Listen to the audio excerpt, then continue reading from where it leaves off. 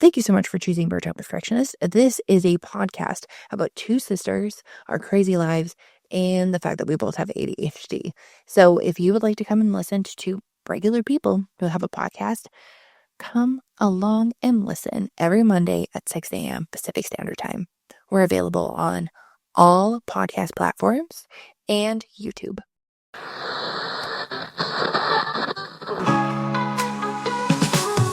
Two sisters here to share our lives. We've got stories no need to hide. From ups and downs, we're not alone. Mine are kind of random, the ones that I just thought of, but... You ready? I think so. I just typed in a bunch of other ones. I'm like, things that are like this. Because I was like, in case I sound like I like a rant all day. What is freaking out? My name is Eve. My name is Sarah. And we are Burnt Out Perfectionists. 'Tis we are. Happy Monday. Happy Monday. If you are joining us for the first time, as we just said, we're Sara Eve.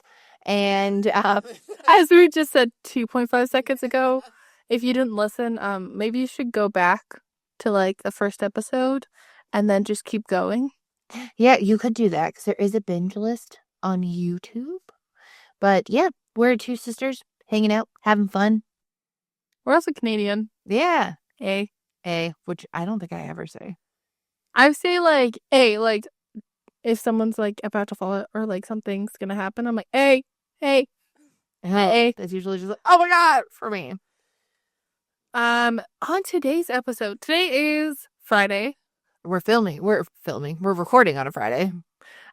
Which we did record yesterday too, so like be proud of us that we're actually being prepared for September. Go. I know. This will be middle episode for September, so I think we're gonna slowly try to pre-record maybe some things. Just because Tiny Human is at school. Big Human, Mom, is also at school. Oh, I was like, Tiny Human is at school. Big Human, yeah. I know it's nice because it's fall and we like to do autumn things, so. Oh, yeah. Like last night where I was like, okay, I feel motivated. I'm going to make a meal plan and I'm going to do just 1 week at a time because I don't want to overcommit. And I'm going to get all the stuff. Well, the estimated prices. I was working with AI and it definitely underestimated and overestimated some prices. So there were some things that were a little off, but not as bad as what it could have been. Oh. But it was super nice this morning just to have like a very simplistic thing, which I know is like when you just like stare at the fridge and you're like, what do I put in my kid's lunch kit? We're still doing pretty strong with the meal kits.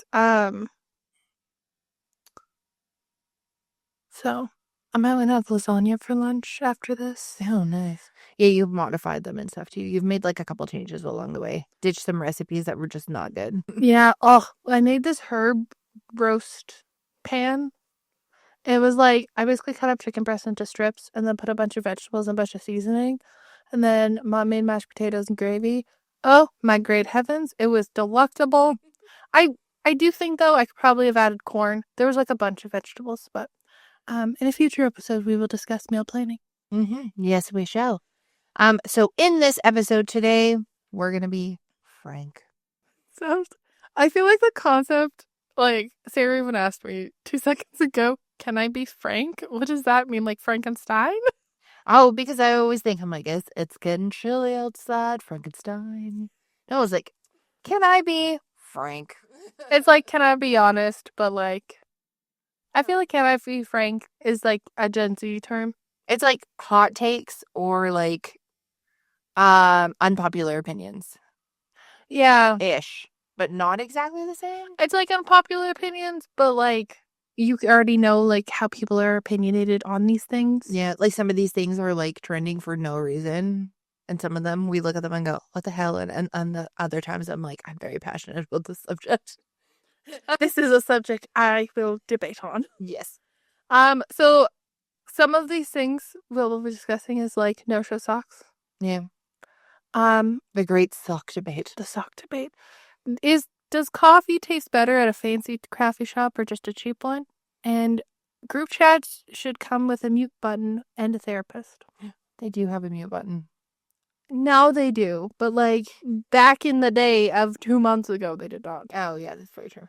So the reason behind this, we just think it'd be fun, but also like no judgment. These aren't like groundbreaking opinions. The world's not going to alter because Eve doesn't like certain things. Oh, exactly. It's just fun. Just a fun thing to listen to, while you're at home working or cleaning your house or just chilling and need to zone out. You can listen to a couple crazy ladies over here just talk about random things that we don't like. All the crazy ladies. All the crazy ladies. First one. Start off strong. What is going on? There we go. No-show socks. Yes. So I feel like there's different levels of socks, and I'm going to break them down before we go. Perfect. Okay, thank you, Eve. There's the toe socks that are just covering your toes. Oh, yes. There's the ballet flat socks for those millennials out there. But it's just your toes, no heel. Oh. No-show socks are those ones, the ones we are with ballet flats. Yeah. Then there's ankle socks. Mm-hmm. Then there's junior crew socks that go just above your ankle. I believe those are called mid-cap socks. Those are regular crew socks. Oh. Junior crew socks are lower. Oh. And then crew socks and then knee-high socks. Yeah. Those are the breakdowns that I am aware of coming to socks. Okay, thank you. No-show socks have a special place in hell. Yeah, the only useful thing for a no-show sock, in my opinion, that I saw someone do is they took an insole and they put the no-show sock over it so that way they didn't have to wear socks when they were putting on their shoes. And it also stops, like, you can take it off and wash it. Yeah. Versus, like, your shoes getting, like, stinky. I don't know what is with, and I've shared my opinion before, I don't know what is with this world's fear of seeing undergarments. Oh, no, and seeing, like, why is it so bad that people would see your socks? Like, basketball players literally wear knee-high socks. So do football players. They wear really high socks. Like, everybody else in, like, any type of, like, position that's any form of, like, athletics or anything like that, you see their socks. And I've seen so many people that are, like, wear docks, and they're like, oh, well, I have to wear these special thick socks. I'm sorry. I was an ankle sock person for quite a while, and then they started getting really thin. And then sometimes they would squish and cut off the circulation to my foot. Oh, yeah, like to my ankle. Like, I don't have large ankles, and I would have that a lot. And I was always wondering if this was, like, a big foot problem because, like, my feet range anywhere from different brands from, like, a 10 to an 11 women's. And I thought, like, oh, maybe they're just, like, not made for big feet. And I would get ones that would, like, show the range and stuff like that, or even get, like, the bigger ones. And they would never work out because they would either fit and be, like, way too tight and, like, leave creases in my feet, or they would be too big. And then the worst thing in the entire world would happen. It would slide. They would roll and go, like, under the arch of my foot. Or they would be, like, I don't know, the fabric that they were always made of, no matter what kind you bought, your feet just always got, like, extra sweaty and cold. I am, like, a junior crew person through and through. Like, I purchased, I think they're Adidas from Costco, and they're junior crews, and they go just above my ankle. They're the best socks on the face of the planet. I think another thing, like, when I wear, I'm a crusty foot person, unfortunately. No matter what I do, my heels are dry. It's been like this since I was younger. And those no-show socks did not help the situation. Wearing something that's like, I believe you called it a junior crew sock, or like anything like higher than that, you can still put like lotion on and it still holds your feet. Also, it keeps your feet warmer. Like, it makes so much more sense to me, and it's way less irritating. Also, when no-show socks were like the full game and everyone wore them, you would be like, well, I only want to wear like these because if it shows and I'm wearing these white shoes and I don't want to wear my black ones. There was just like too much thinking behind it. And for me, it was 100% a sensory thing. Like, I fucking hated them. The only ones that didn't drive me crazy were, I always say this wrong. Is it called Saucony? I always say it wrong. It was that brand that made them. Saucony. Yeah. At Costco, they came in and they had this like extra little piece at the back that was like kind of padded. So if you were wearing shoes and your shoes were a bit higher, it wouldn't rub. But there is nothing worse than destroying the back of your heels. Like, I'm a millennial. I grew up like going to clubs or like wearing fancy shoes and all the other things. And the amount of probably scar tissue, scars, and skin that I rubbed off the back of my feet for no fucking good reason. I just don't want that anymore. I just want comfy. And they're great. I also, talking about millennials, all those jazzes, I will never understand crop tops, midriffs. I already struggle finding shirts long enough. Why do I need a bra? Oh, I love a shirt with a built-in bra. Huge fan of that. But I mean, like, you know when you put on a crop top, if you're like, you think it's a regular size shirt, Oh, yeah. and you put it on, and it's like, if you have boobs, It's just boob. Yeah. It's a boob tube. it's It's like, I don't wear not crop tops. What are they called? tube tops. Tube tops. I don't wear those anymore because I have boobs now because I had a child and then I became a woman. Because before I had It's the opposite. like before I had nothing going on in the chestoral area. So now I put on stuff and it's like I feel like every shirt in the women's and the children's section is cropped. And they're always high neck, but a crop top. Yes. So it's like I'm choking myself. Look at my belly button. Look at my belly button. Like sometimes the ratios work out, or if they have like a tall girl version of a crop top and you're wearing like high cut jeans or high cut jean shorts, it can like kind of work. But other than that, it's like this like awkward like pull down thing, or just like it doesn't hit the same way. And it's no matter what top you get with a built in bra for like a workout top, 99% of the time, they're crop tops. I'm like, why? I just want to be covered. And you know what gets me is when people wear crop tops and then they complain about being cold. Like, Ugh, I've got another fashion one for you. I saw the most terrible thing on the face of the planet. Low-rise jeans are coming back. But from what I have seen, they are not 2000s low-rise jeans where you're nearly showing like your full like bush. They are like actual just like regular rise what we used to have from a lot of the ones that I've seen people try on. But I'm just giving this as a fair shout out to the rest of the generations. Low-rise jeans broke everybody in the 2000s. I was not around for the low-rise jeans. No, you were born when the low-rise jeans were huge. Yes. So I'm not a huge fan of super high-rise jeans. No, because there's nothing worse than when you like sit down, especially if it's shorts and you get like the genderwear. And then I'm also not a huge fan of the low rise. No. I You're like 50-50. Like your proportion from torso to legs is 50-50. Yeah. So you need something like a regular rise versus myself where I'm all leg and the shorter torso. So like wearing low rise jeans to me would just like not, I don't know. It just seems like a weird concept to me. It was a weird concept. Like they were so low in the early 2000s, like your underwear would hang out. Like that's why people would wear like thongs that people could see and they would be like fluorescent pink sometimes. Thongs are not comfortable. And I'd be frank, they're not. Why are we making them seem like I'm also very much against, oh, I own this so that I wear it for certain things? No.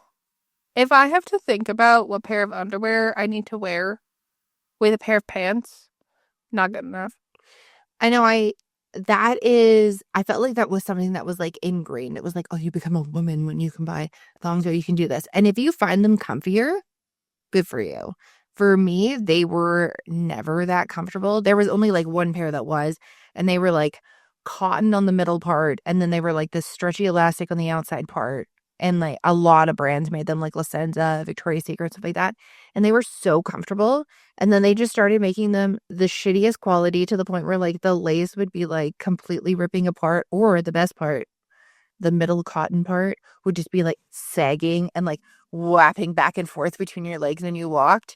And then if you tried to pull it up higher, it would be like underneath your fucking armpits. Like, but also, like, I'm sorry. If you can't love me with my granny panties, then don't. Well, I always laugh because it's like, I haven't heard a lot of people say like, oh, I can see your underwear lines as often as like what it used to be. Okay, you know what I saw recently on my TikTok as I was looking into like all these different like shower talks and stuff like that? Did you know that a majority of people don't wear underwear to bed? Okay, and I like can't fathom that. I don't. Sometimes I change my underwear before I go to bed because I'm like, I had a sweaty day. Or like, I just feel like I just need to cleave hair. And yeah, I will change them when I get up in the morning. I saw it and I was like, somebody was like, oh, it's good for your health. And I'm like, Why is it good for my health to have my vagina to the breeze? I'm also like, what if you accidentally fart and you just like, I don't know, leave a road rash? I was like, if you get the ick fast, just fast forward like 5 seconds. We are women. There's mucus. There's moisture. Blood. What if Blood. period What if starts in the middle of the night? Period. Yeah. Or what happens if it's I love to call it. What happens if it's snail hour? That week after you have your period, where it's just like obnoxiously like mucus coming out. You like a lot of it, and you wake up and I'd be like, oh my God, I peed myself. Or worse, that happened in the middle of the night, it dried, and now whatever you have near you is stuck to you and you're peeling yourself off of it. Like, why are we? I've never, like, I know that people will go to bed in their underwear. Yeah. I'm like, okay. I'm like, are you just wearing boy short underwear? And they're like, oh, I'm not wearing underwear. And then somebody's like, no, I sleep naked. And I was like, but what if there's a fire? Well, that's always our thing, but what if there's a fire? But what if someone bobs you and you just run out? I was like, my husband used to sleep butt ass naked. And then we had our daughter, and I was like, I need to explain something to you. It's weird if you sleep butt ass naked and your kid comes in. What happens if you get hot and you put the blankets off and your kid comes in and sees your wiener? And he goes, I will wear boxer shorts to bed. And then it's so funny because then if she, when your kid has like nightmares and stuff, especially like when she was younger, or they like ninja sneak into your bed, he would be like wearing boxers and shorts. And he'd be like, I don't even care that I'm hot. I just don't want to be weird. But like, just think of it. If somebody, like, say you sleep fully naked. Yeah. Someone breaks into your house. Mm-hmm. These people obviously don't have boobs because I'd be holding my boobs with one hand, trying to run down the stairs with, like, I don't know, a baseball bat or something. Right? Like, who? And then people are going to be like, well, it's just so freeing. I'm like, okay, walk around your house naked, but, like, put some clothes on before you go to bed. I just had the worst thought, and I'm going to say it out loud. If we swallow an average of 10 spiders in our mouths, we have more orifices open for things to climb into. What the fuck else is going to happen? But I'm also like, does that mean that, like, do those people change? Because to me, if you're not wearing anything, you change your sheets like every fucking day. I feel like you would have to, though, because that would be like your underwear. Have you seen that thing? So I was like, now I'm segueing off of like making your bed. Have you seen that person who's like, if you don't want to put your comforter cover on, you don't have to, and she just lays it on top of her comforter? She puts it up top, and she's like, you don't have to follow all the rules of life. And I was like, but the duvet cover is to prevent you from having to actually wash your duvet all the time. Do you use a top sheet? And someone's like, right? And turns back and forth, and she's like, no, I don't use a top sheet. I was like, so do you like wash all the, like, I'm very interested. Like, are we washing our sheets every 3 days or every 2? Because also, my other thing is, too, is like, if you're sleeping with another person, like, that's double the amount of things that could be going on. Yeah. Like, do you wash your sheets every day? Yeah. Do you wash it every 2 days? If you don't wash it every other day, like, that, think of how many germs are on those. There's so many oils. And then think of it seeping into your mattress. Yeah. Is that why people change their beds so often? Maybe. I don't know. I keep trying to get into like a groove of like when to change my sheets. And then I always see this like, it's like the cutting board thing where it's like, you can never have the right cutting board because there's always something that's wrong, like bacteria or whatever. And it was like, I'm like, oh, okay, well, I should alternate it. So that way I don't have to do both beds the same weekend. I feel like that would like motivate me more. Yeah. Did my daughter's last weekend, I'll do ours this weekend type of thing. And then I was like, I wonder how often people do it. You know, when you just have those random moments of like, I need to zone out and go down a rabbit hole. And it was like, this one lady's like, I change my pillowcase every day and my face cloths every day because it prevents you from aging and all this other stuff. And I was like, how many pillowcases do you own? How often do you do laundry? Well, I feel like pillowcases are small. I know they're small, but like, and face cloths? Like, so if she had like 7 of each. But why? I know. That's my other thing is I'm so lost on like no one talks about adulting to that point. Sometimes I'm like, I think I know how to adult, and then I find out that I've missed something. Like during COVID, when I found out you had to wash your washing machine. Thank God I'd only had mine for like a year. And yeah, I read the manual to figure out how to use it to wash my clothes. I didn't like think of it. It's not like your parents are like, okay, like they show you how to do laundry. They show you how to do all this other stuff, but they're not like, here's how to, you're 6 years old, but here's how to fully maintain a washing machine. Like, or when people are like, oh, well, how many times do you shower? Like, you're supposed to wash your hair 2 to 3 times a week. And then it's like, how many times are you supposed to shower? And then it's like, well, if you shower too often, if you don't shower enough, then you're gross. If you don't shower every single day, I saw this one girl, she said that she showered twice a day. oh, I know. So I swear there was this article in like a magazine, like it must have been like YM magazine or something like that when I was a kid, where it was like, you shouldn't wash your hair all the time. And I saw someone like do a deep dive into it, and everybody has their own hair type. That would make sense to someone who isn't doing like a heated style or like a specific thing, but it's like they had people out there who had like thin, oily hair, not washing their hair for like a week, thinking that it was healthy. But then also people were misunderstanding because apparently, which I did at one point, I was like, what? It's that whole thing? Because I was like, oh, I have dry skin and I don't want to fuck my hair up. Mm-hmm. So I was like, oh, I guess I'll shower like every 4 days or something. So like I would do a full body shower every 4 days. And then I found out people were just like wearing shower caps and not doing their hair, but showering every day or twice a day. So when the everything shower came out, and it was like, oh, I do all these things, or hair training, Yeah. I was like, when I saw, oh, I'm doing an everything shower, I was like, is that not what everybody does in the shower? Oh my God. I get in the shower and I do every single thing you can possibly think of. I'm like, because I'm in there. I might as well get it done. I'm like, what is not an everything shower? Because if I'm going into the shower, like, I guess these people just don't have the Irish gene of your armpits hair growing that quickly. Right? Because if I'm showering every other day, I have to shave my armpits every other shower. Oh, I shave my hair every shower. Every single time I go in the shower. And if it's summertime or like my leg hair can't be too long, or my dry skin and I get really itchy. So I will literally like shave every single time I have a shower. I know. And then people are like, oh, then I do this, then I do this. I'm like, I do that every shower. Am I not supposed to be doing that every shower? I know. And then I was like, oh, everybody's doing these everything showers like once or twice a week. And I guess having like other showers in between, God knows what they're doing. I was like, I must be doing this right. It must be products or something else that I'm using. And then, as I said in the episode that's previous to this, next thing you know, I'm like, oh, but my skin's still dry. Like, maybe it's the water. Who knows? And then it was like, Black Girl Shower Talk comes up. And they're like, this is what you could be doing. I'm like, you know what? You can do this on a low-cost budget. Like, there's people buying bougie products, and then there's people buying stuff on the Dollar Tree. Like, I'll just try this. So I tried it with existing stuff that I had. I maybe bought like 3 or 4 things.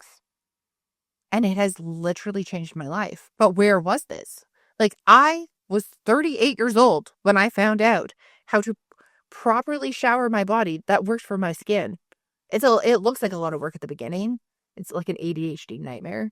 But now that I know how well it works and how I can feel different, like certain clothes don't feel like sticky or like, like pulling at your skin.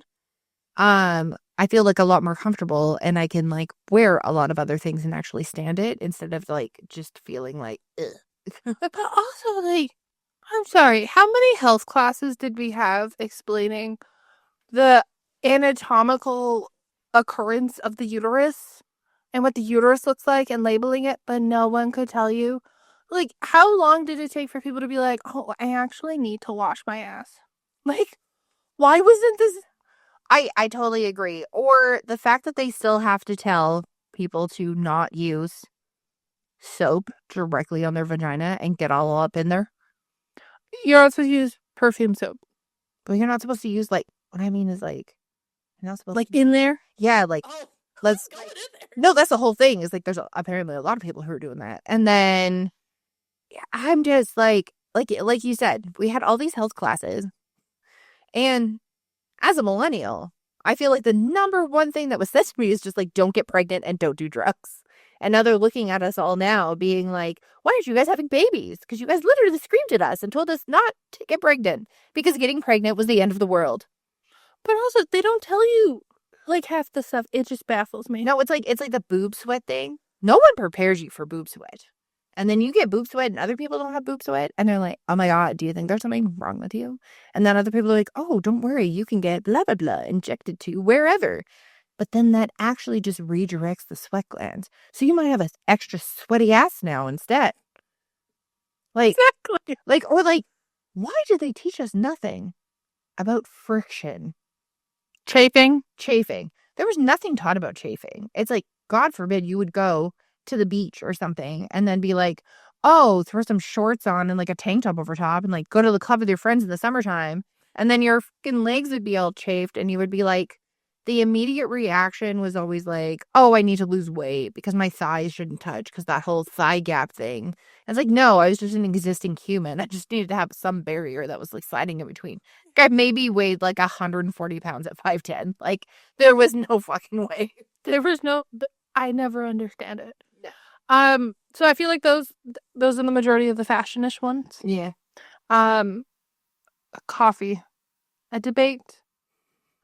I have a crutch against something that Sarah uses that I just don't like, and I don't know why. Oh, which one is it? Espresso.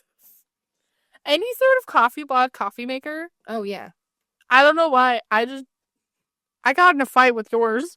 Okay, so I have not one but two Nespressos. I have like the old one with the little tiny pods and then the Vertuo one. And I literally have it for convenience because I don't drink coffee every single day. I go through seasons of coffee, as I call it. Like every once in a while, I'll want some. Sometimes I'll want it at night, and sometimes my husband will want some. And instead of us having like a drip coffee maker where you're making like a batch of coffee, yeah, because that's a slippery slope. You either make 2 cups, and 2 cups is not what you think 2 cups is. 2 cups is actually, you actually need 4 cups. Or you make 12 cups and nobody drinks it. So I was like, oh, like this makes sense. And they have the flavors integrated. And a lot of things that have flavors integrated and stuff like that usually have like dairy and other things in them. And they do it a different way. I can't remember how, but they pitched it to me when I was like, all this stuff and it made sense. And I was like, okay. And the pods were fully recyclable. I'm like, okay, perfect. They're sealed. Everything's good. But man, there are some Nespresso pods that do not agree with my tum-tum. And there's some coffee out there that just like does not agree with me. Like I can drink an ice cap, but I cannot drink Tim Hortons regular coffee most days. Like I feel like that product varies. But then you get like McDonald's coffee, but McDonald's coffee regular versus McDonald's cold brew is 2 totally different things. Obviously, they're 2 different processes. But like the acidity level of things, and I'm just like, sometimes I'm just like, I give up. Wendy's is the nastiest coffee in Canada. I'm going to say it. Wendy's, I'm a massive fan of your junior bacon cheeseburger minus the cheese. I love your food. I love your French fries. Your coffee is bad. So bad.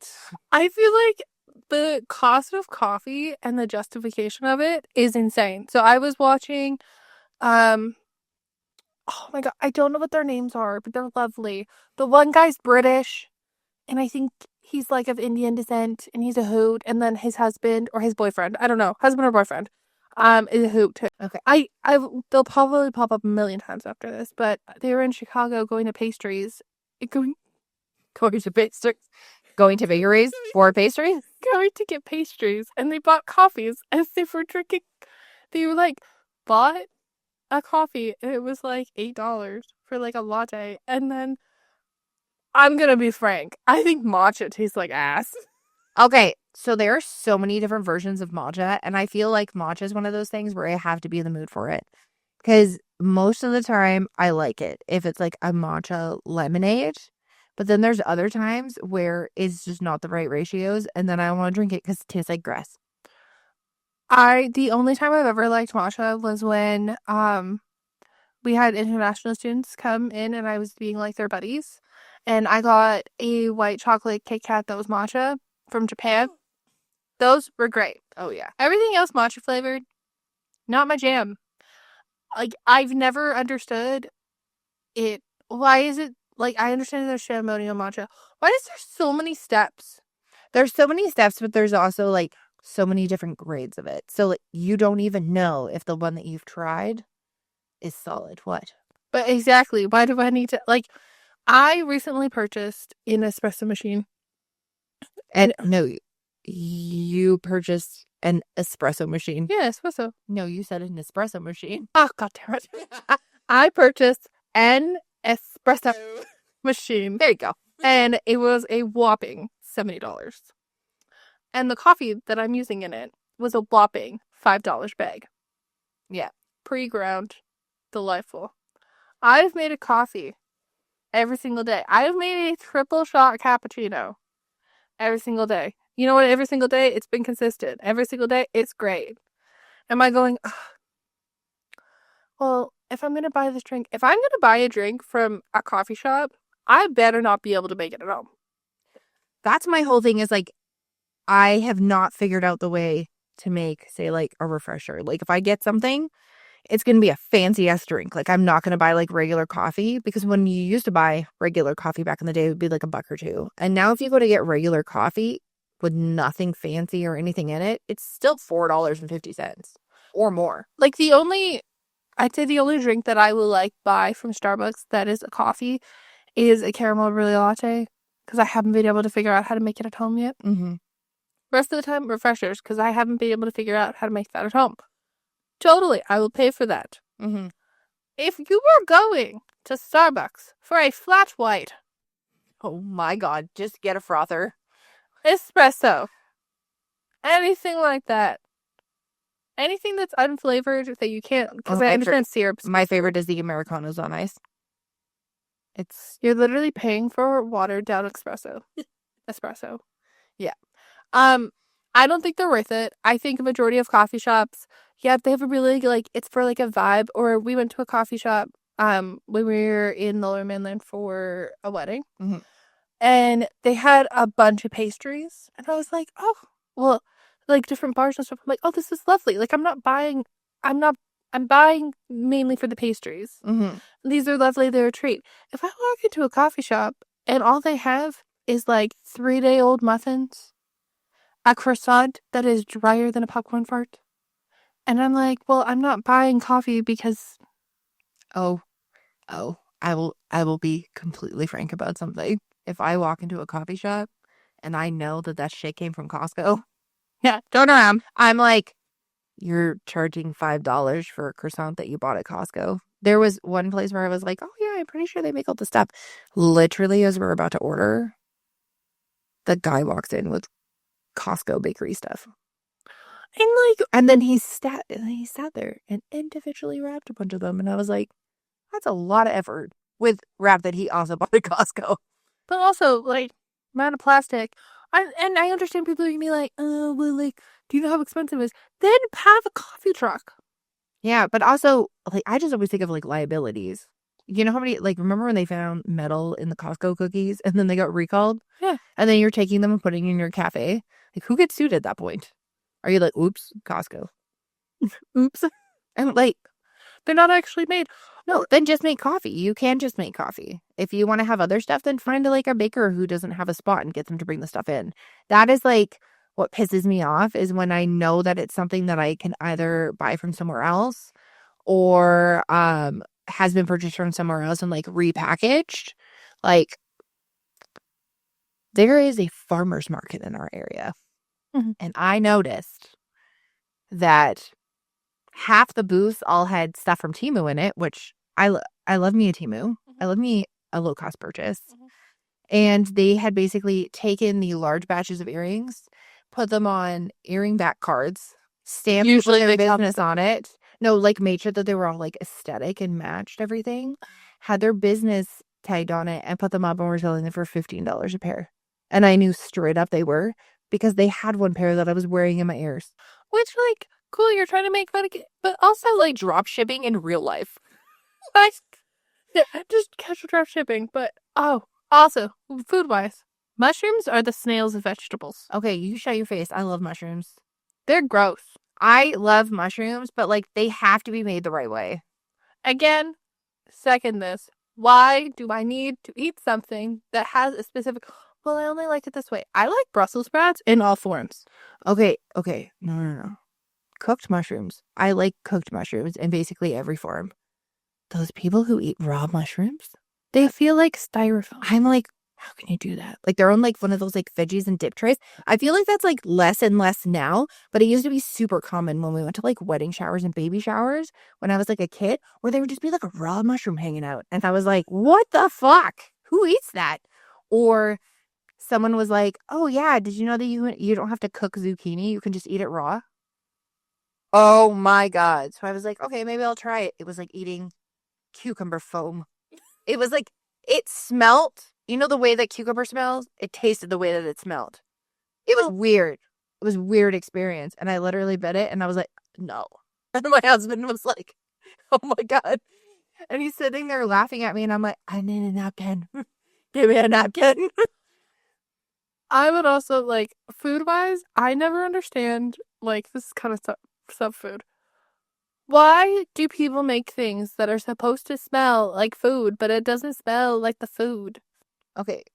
Oh, do you mean like candles? Candles. Body lotion. My husband gets so mad about some of those Bath and Body Works candles because he comes in thinking that I made something absolutely delicious and I had just lit a candle. And he was like, the pecan waffle maple candle is banned from our house because every single time we put it on, I'm hungry.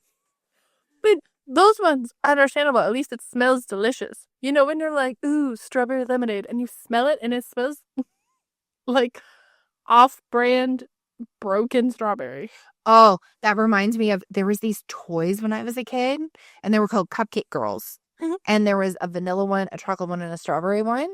And for the longest time, I'd always look at our dad and be like, why the fuck does chocolate scented things never smell like chocolate? Like it smells like, well, because I have to eat it now, it smells like vegan chocolate, like bad vegan chocolate, Mhm. where you're just like, it's there, you kind of get a whiff, but it also smells like kind of off. Mhm. You're like, what is that smell? Or they basically smell like the Vega protein powder that's chocolate. Like that's literally, and that's not putting that stuff down. Like if you try it, if it's the only alternative, we all know it doesn't actually taste like chocolate. We'll wink at each other and say it tastes close, but it doesn't. But yeah, it's like those like scented products of things, like things that I'm just like, oh. Or you're like, oh my God, that smells like fresh strawberries. And then after you're like, oh my God, that smells like medicine. Which every time it's always like, oh, this smells just like this. It's like when people are naming perfumes and they're like, oh, sandalwood mint. No, it doesn't. It dead ass smells like a pine tree. Oh, no other. I love when they start naming stuff. Oh yeah, it has notes of this and this and this. And then you sniff it and you're like, that is nothing what I was expecting. On the note of like handmade small businesses, if I'm buying a candle, then I have watched you purchase all the items. The granted, people are gonna be like, well, just make your own candle. And they're like, oh, this candle is made with a teacup and it's $85. That teacup has not been heat treated properly. Yeah, no. So it'll probably blow up. That was an issue actually for a small business that was in British Columbia. Yeah. Is they had these really cute candles in these like aesthetic, like almost like mason jars, but not. And my friend posted online. She's like, oh, whoop. I guess this wasn't heat treated glass. And they had started like manufacturing their candles. And she had it anytime she lit a candle because she was afraid of lighting anything off her. She put it in like the center part of her oven. Like, you know, the part where there's nothing else, just as it's metal, she knows it can handle heat type of thing. Thank God she did. It literally broke. The wax went everywhere. And then there was like something weird because the oils were in the wax and the oils lit on fire. Like, I don't buy candles, but I just like the concept to me.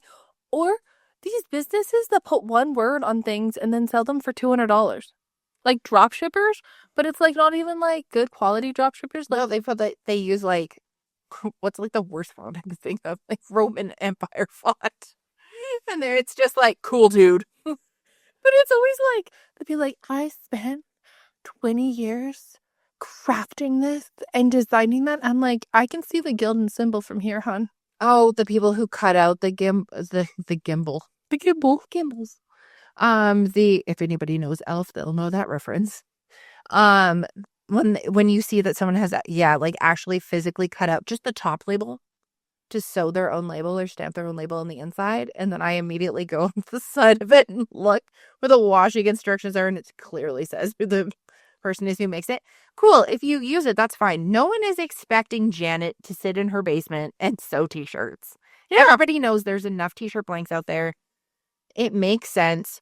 You're sitting there making a design. That's super cool. The time that you took to actually make the design, or actually say you don't have an embroidery machine and you actually sat there and embroidered it. That's amazing. Good job.